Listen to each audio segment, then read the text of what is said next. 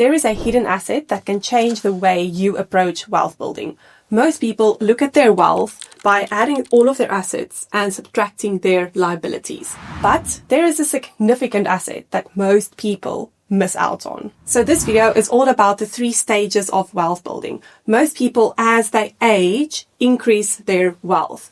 And over time, they're working towards a financial freedom number, but they only think about it in financial capital terms. I'll show you why that's a big mistake. So the first stage is the wealth building stage. And usually when you start out, you don't have a lot of financial capital, but what you do have is human capital. And this is your earning ability. The younger you are, the more future cash flows you have. So you could think about your human capital decreasing over time as you age. And this is really calculated by looking at your future cash flows and discounting that for a present value. Of course, it's not that easy to predict, but you could think of your human capital as a bond-like asset, which will continue to pay you an annuity over time. But of course, at a certain age, for example, at retirement, your cash flows might stop, but if you're a business owner, it could potentially continue. So 2 very important things to get right in stage 1 of wealth building, which is the build stage, is to maximize the amount that you convert from human capital to financial capital. And this is not only by maximizing your investing or saving rate. This is also making sure that you as a human are maximized in your earning potential, but also, I would say, in your life potential. So it's not all about the money. And the ways that I would think about this, if I was still in my build stage, I'm not in my build stage anymore, I'm in stage 2 at the moment. But if I was still in my build stage, I would read like crazy and upskill myself, because university does not prepare you for the world that we are currently living in.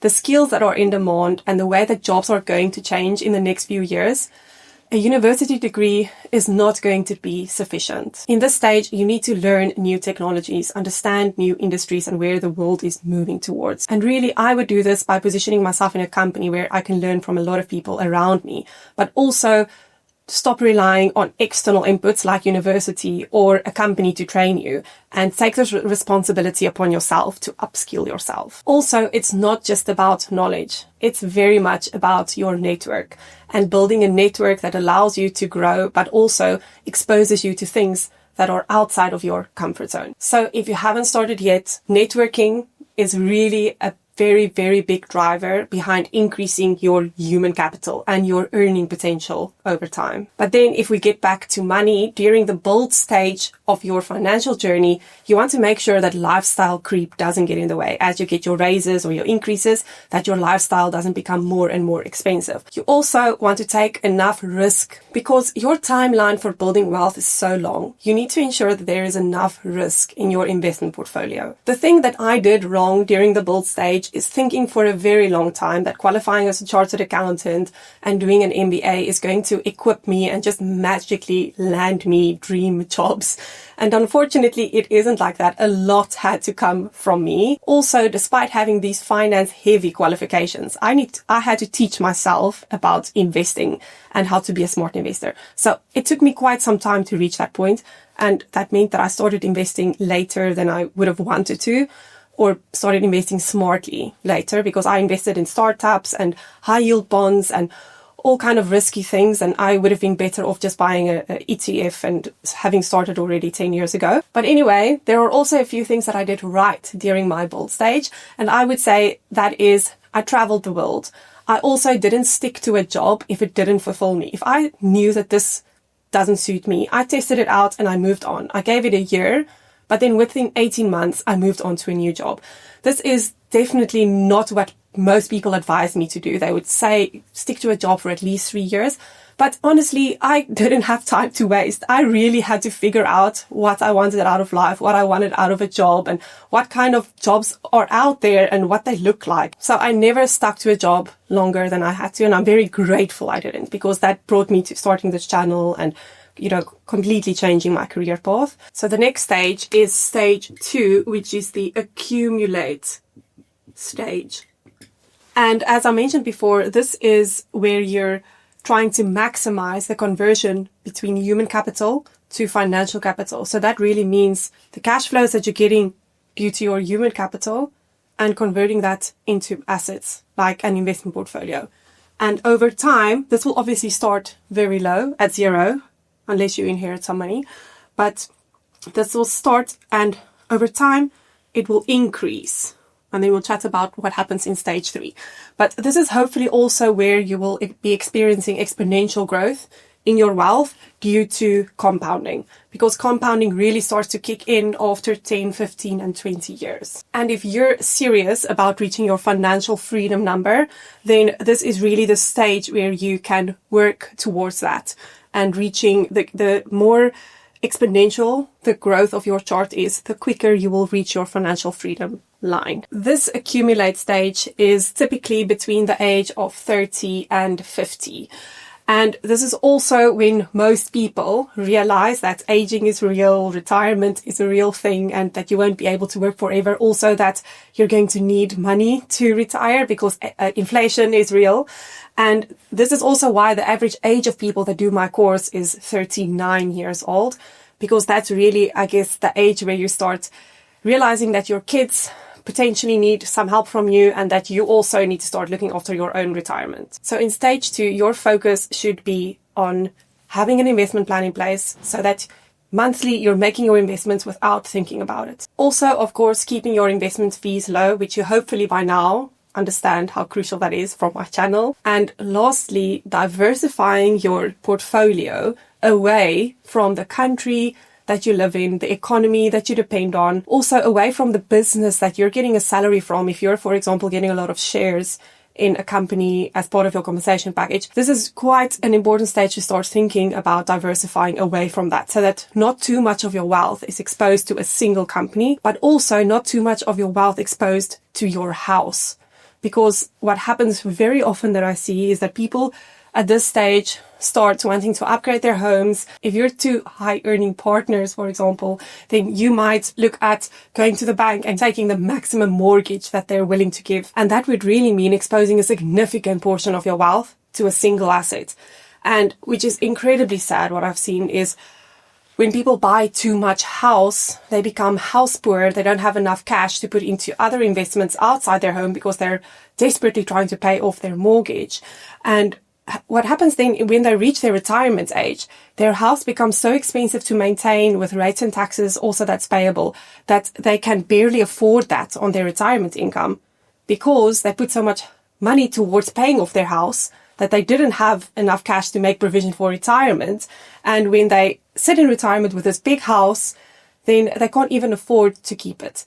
So I really want you to be careful about how much money you're putting towards big assets like your house. So to add to that, 2 more mistakes that I see people make during the accumulate stage is trying to keep up with the Joneses, because this is really when you start earning more and when you start climbing the corporate ladder, you want to keep up with your peers, your colleagues, and also the parents at your kids' school.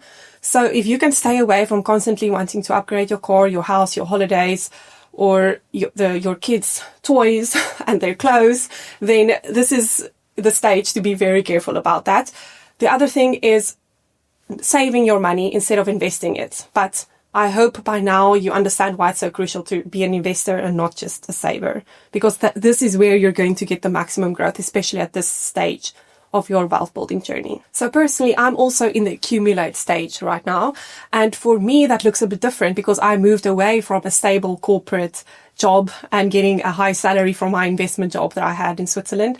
And I'm really focusing on building my personal brand and building my businesses, which also have a monetary value. But of course, the business cash flow is not as consistent as I was used to from my corporate salary, but it's doing well, I can report.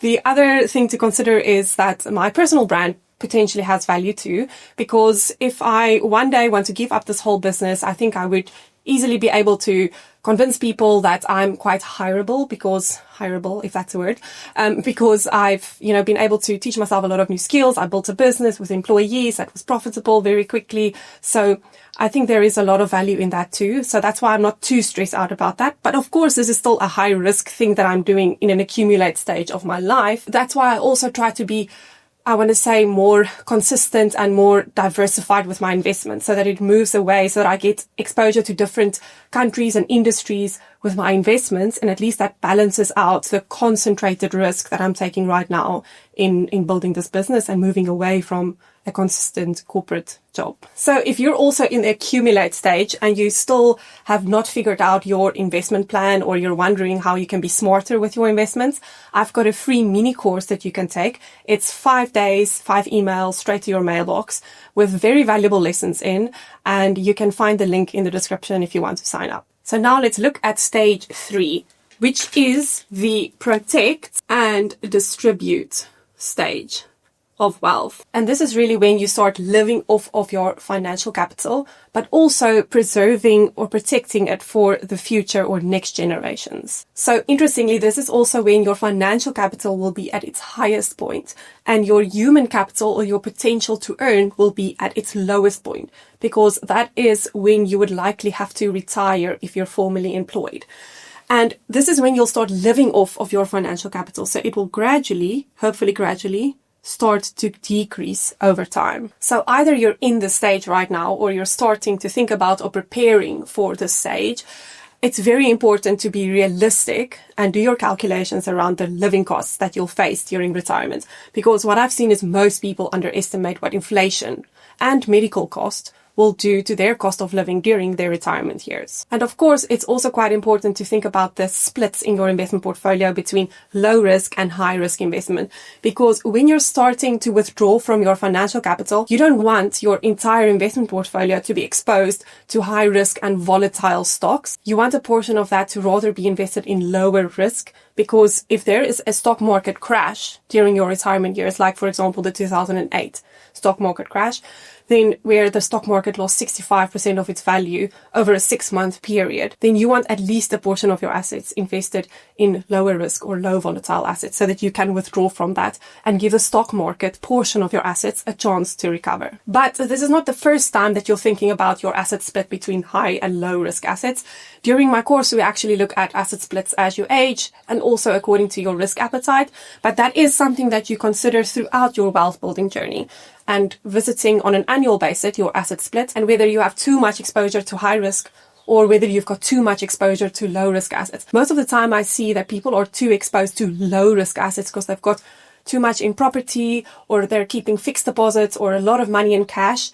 And if you look at their overall portfolio, they're actually so invested in low risk assets that they most of the time need to move into higher risk assets like global stock market ETFs. With high risk assets, I don't mean crypto coins or meme coins or stock picking. I'm not a fan of either of those. Crypto, Bitcoin, you could have exposure to Bitcoin. Not a big portion. Also, that's obviously intended as a long-term investment. Yeah, I think it's just interesting because most people are so scared of the risk part and they're like, oh, but what if you have too much high risk assets when you reach this point? Contrary to popular belief, it's most of the time people are too invested in low risk assets from what I've seen. Also, of course, when you reach this point, an estate plan and a will is something that's very important to have in place. But not only at this point, this is something that you need to consider much earlier. And I think from what I've seen is people have very little understanding and education around estate planning and wills. And even myself, when I went on a deep dive on that, I realized that because we have assets in different countries, I'm married with a child, with my son, a 2-year-old son. And it's so important to have a will that covers your assets in different countries, but also that provides guidance around what will happen to your kids when something happens to you. And on that point, insurance and income protection is also something that's important to consider throughout your wealth building stage, and not only when you get to a point where it might become very necessary when your medical costs become higher during your retirement years. So another mistake that I see here is that at this point, kids start asking questions about their parents and their wealth and how things are structured and what, if something happens, would they know what to do? And I honestly think that this is too late to start this discussion with your kids. It's something that you should involve them in the decisions and have open discussions about this sooner. And, this is obviously then having a discussion around, we're actually planning to have you inherit a portion of our assets, or we might not have sufficient capital. Having an open discussion about that is very important too, because that might be important for your kids to plan into their financial planning. And something else here is that if you're using your financial capital over time and you don't use all of this, then you would have a portion of your wealth that would be inherited or passed over to the next generation. And that's why, of course, estate planning is important, but also why it's important to have open discussion with your kids about that and start involving them sooner. One interesting thing is I like to think about this is if you are sure that there is a portion of your assets that's intended as inheritance for your kids, then different timeline on that asset to what you would have. So I would really question whether I want to follow a normal split on my portfolio. If I was at this age and let's say half of my wealth I intend to carry over to the next generation, I would think of that half of my portfolio as a separate portfolio to mine.